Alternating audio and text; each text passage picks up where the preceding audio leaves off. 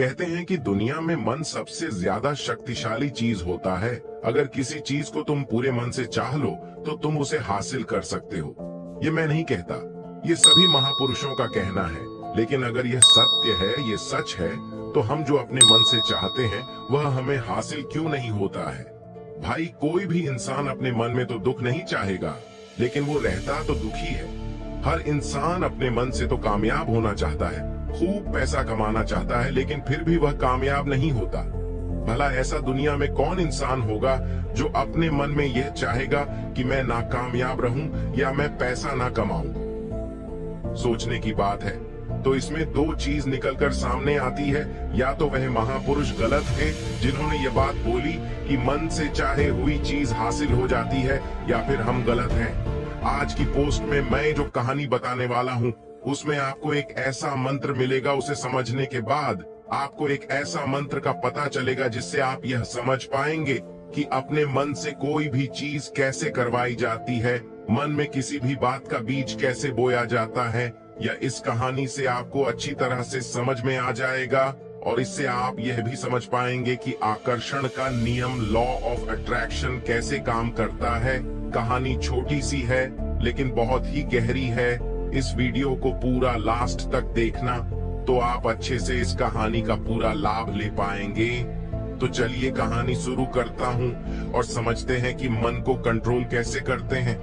एक बार की बात है, एक आदमी के जीवन में सिर्फ दुख ही दुख थे। वह जो भी काम करता उस बेचारे का वह काम पूरा ही नहीं होता। घर में आता तो घर में क्लेश बना रहता, किसी से कोई मदद मांगता तो कोई उसकी मदद नहीं करता। ऐसा लगता था कि चारों तरफ से उसके ऊपर दुख का पहाड़ टूट पड़ा है। उसे समझ नहीं आ रहा था कि मैं इन दुखों से कैसे पार पाऊं। वह दिन रात यही सोचता रहता था कि अपने दुखों से छुटकारा कैसे पाना है। इसी कारण से वह रात में सो भी नहीं पाता था। उसकी आंखों के नीचे बड़े बड़े काले घेरे बन गए थे, जो इस बात का प्रतीक थे कि वह आदमी कितना दुखी है और कितना चिंतित है।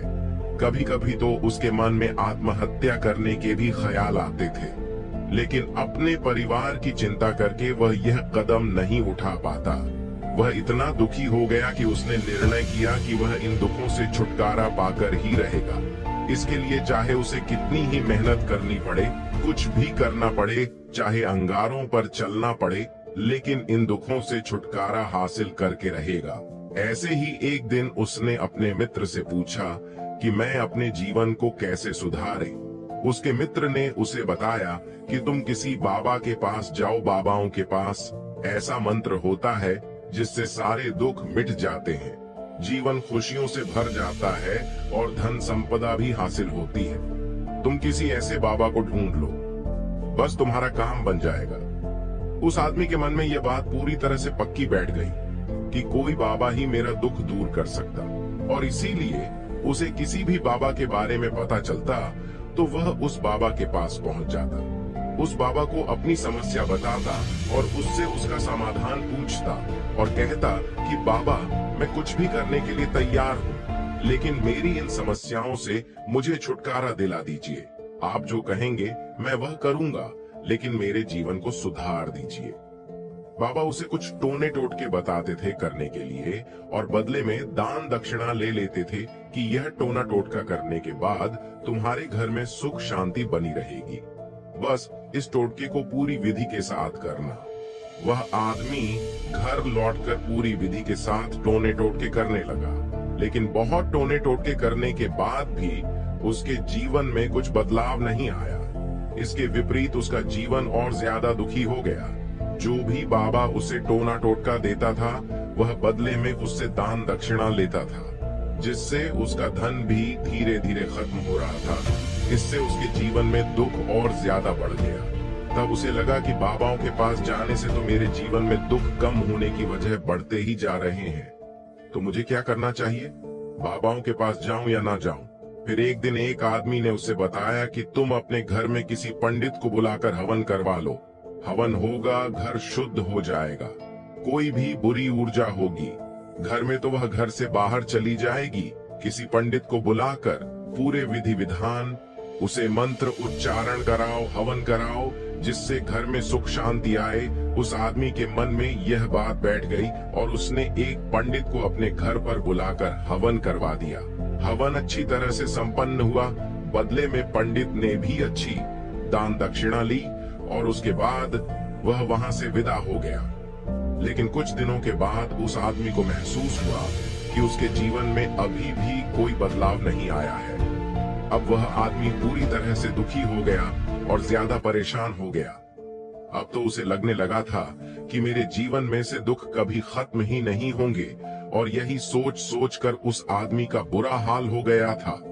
फिर एक दिन उसे अपने मित्र से एक ऐसे बाबा के बारे में पता चला जो समाधान बताने के लिए कोई दान दक्षिणा नहीं लेता था।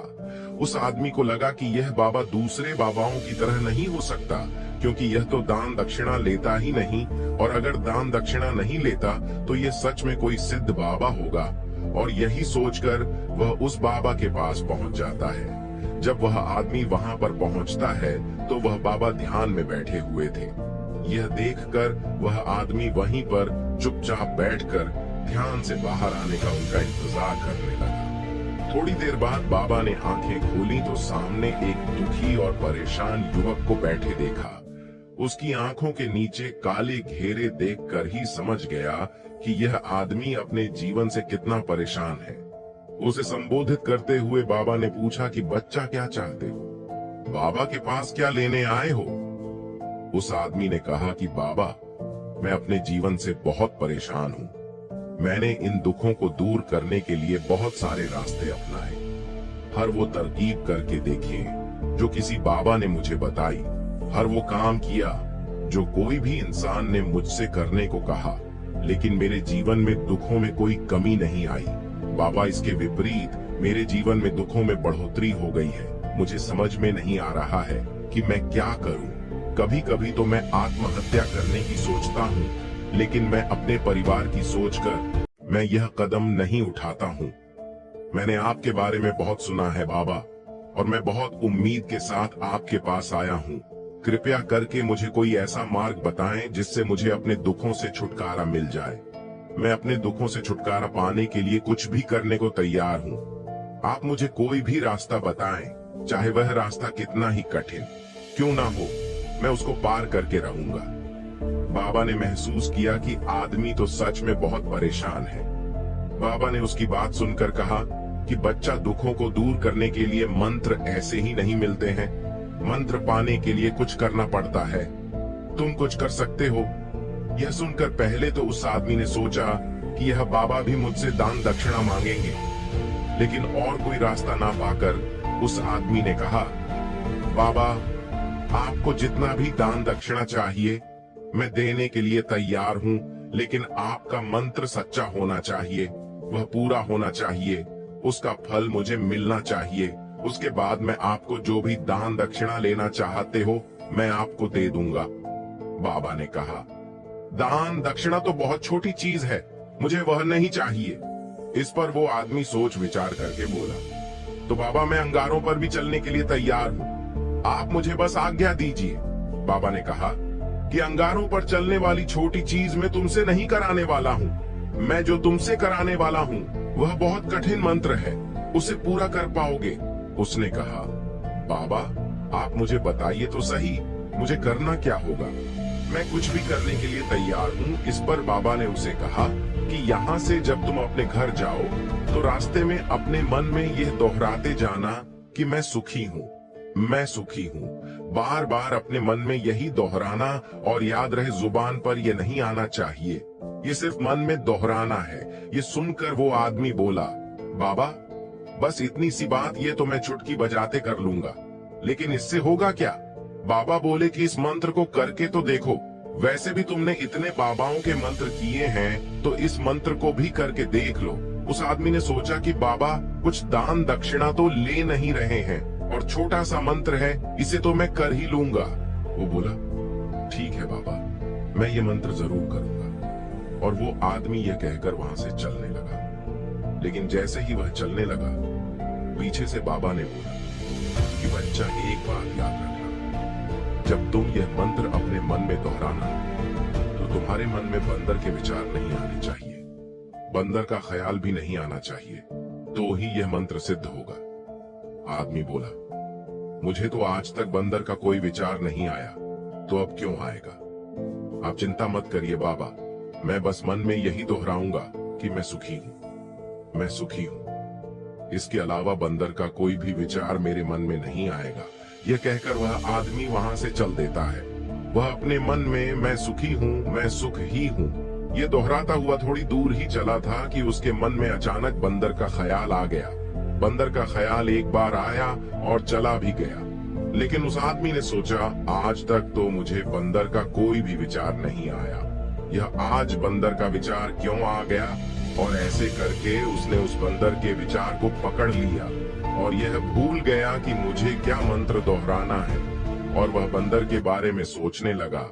जब थोड़ी देर बाद फिर से उसे होश आया तो वह फिर से अपना वही मंत्र दोहराने लगा जो बाबा ने उसे बताया था, मैं सुखी हूँ, मैं सुखी हूँ। लेकिन अचानक से उसे एक बंदर दिखाई दिया और यह देखकर फिर से उसके मन में बंदर का विचार उठ गया, और यह देखकर वह इस विचार को बाहर फेंकना चाहता था, और वह चाहता था कि मेरे अंदर किसी तरह से बंदर का विचार ना आए, लेकिन उसे तो सामने बंदर ही दिखाई दिया। ऐसे ही जद्दोजहद करते करते घर पर पहुंचा, और घर पर पहुंचने के बाद अपनी पत्नी को कहा कि हे बंदरिया, मुझे खाने में बंदर परोस दो।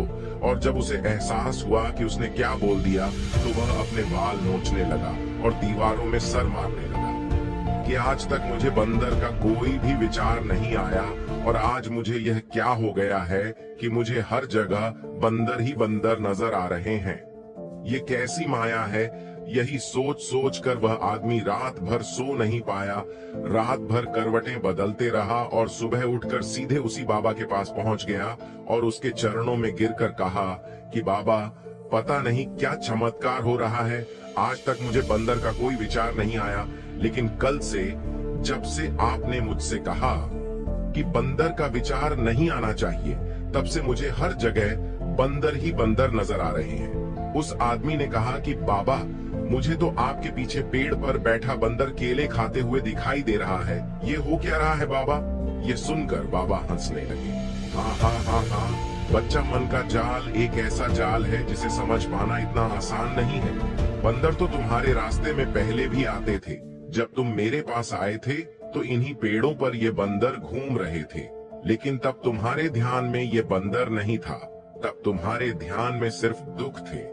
इसके बाद बाबा ने उसे बताया कि बच्चा, हम जिस चीज से भी दूर भागना चाहते हैं, वही चीज हमारे मन में बहुत गहरे में प्रविष्ट हो जाती है और हमारे अंतर मन में समा जाती है। असल में हम जिस चीज से छुटकारा पाना चाहते हैं, उससे छुटकारा इसीलिए पाना चाहते हैं कि वह हमारे साथ बहुत गहरे से जुड़ी हुई है, और हम जितना ही उससे छुटकारा पाना चाहते हैं, वह उतनी ही गहरी हमारे मन में बैठती चली जाती है और आखिरकार हमारे अंतर मन में छा जाती है। ऊपर से तो हम चाहते हैं सुखी होना, कि मैं सुखी हूँ, सुखी हूँ, हमारे होंठ भी यही बोलते रहते हैं, लेकिन हमारे मन में दुख समाये होते हैं। हमारे विचारों में, हमारे मन में दुख ही दुख दिखाई देते हैं। इसीलिए अपनी जुबान से बार बार यह बोलने से कि मैं सुखी हूँ, मैं सुखी हूँ, हम सुखी नहीं होंगे जब तक यह मंत्र हमारे अंतर मन में प्रविष्ट नहीं होगा। इस पर उस आदमी ने पूछा कि बाबा, लेकिन यह मंत्र हमारे अंतर मन में प्रविष्ट कैसे होगा? यह सुनकर बाबा ने कहा कि बच्चा, अपने दुखों से लड़ना बंद कर दो। जब तक तुम अपने दुखों को दूर करने की सोचते रहोगे, तब तक वो दुख तुमसे चिपके रहेंगे, तब तक वो दुख तुम्हारे अंतर मन पर अपना राज बनाए बैठे रहेंगे। और जिस दिन तुम उन दुखों के बारे में सोचना ही छोड़ दोगे, उन दुखों से छुटकारा ही नहीं पाना चाहोगे, उसी दिन से तुम्हारी जिंदगी से दुख गायब हो जाएंगे। क्योंकि किसी भी चीज से छुटकारा पाने के लिए हमें उस चीज के बारे में सोचना पड़ता है, और हम जितना ही उस चीज के बारे में सोचते हैं, वह उतनी ही गहरी हमारे मन में प्रविष्ट होती चली जाती है। दोस्तों, मुझे उम्मीद है इस वीडियो से आपको बहुत कुछ सीखने को मिला होगा। अगर आप नए हो तो हमसे जुड़ने के लिए इस चैनल को सब्सक्राइब करना मत भूलिएगा।